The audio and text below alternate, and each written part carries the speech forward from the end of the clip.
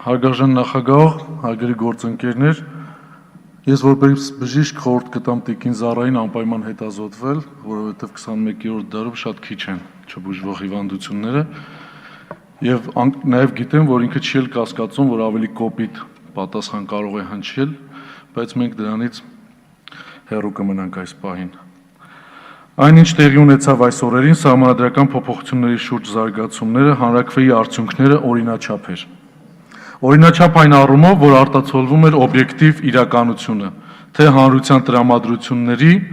թե այս երկու տարիների ընթացքում տարված աշխատանքի առումով։ Հանրաքվեի ամբողջ ընթացքում պրոֆեսիոնալիզմով ու կազմակերպվածությամբ աչքի ընկավ ոստիկանությունը,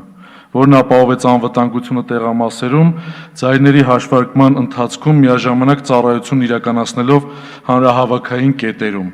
Նաև ոստիկանության ծառայողների շնորհիվ է, որ գործընթացներն ունեցան հարթ ընթացք ու հաջող ավարտ։ Չնայած քիչ չէին լարված իրավիճակները, սադրանքները եւ մարդկանց հունից հանելու փորձերը։ Նոր սահմանադրությունը նոր մեկնարկ է։ Այն սահմանում է կառավարման խորհրդարանական համակարգ, որն ապահովում է կայուն զարգացում։ Մենք այլևս այլ քաղաքական մշակույթում ենք, որը ենթադրում է կայացած գաղափարական քաղաքական ուժեր, ամուր ու զարգացած կուսակցական համակարգ։ Թե չէ Հայաստանը կուսակցությունների թվով համաշխարհային առաջատարն էր։ Նոր փաստաթղթով վերանում է հաղթողին ամեն ինչ արատավոր սկզբունքը,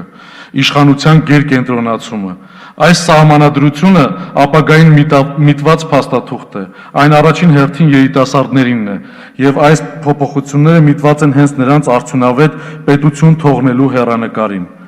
Այս փոփոխություններով սահմանվում են համապատասխան գործիքներ, որոնք ավելի են հեշտացում աշխատելն ու մարտահրավերներին դիմակայելը։ Առջևում կարևորագույն խնդիրներից մեկն է օրենքների համապատասխանեցումը սահմանադրությանը։ Մենք պետք է կենտրոնացնենք մեր ուժերը այս գործընթացին աջակցելու եւ արդյունավետորեն լուծելու համար։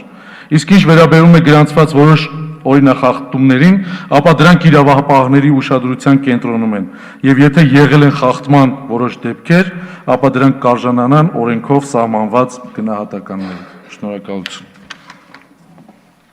Բուզաննա Մուրադյան։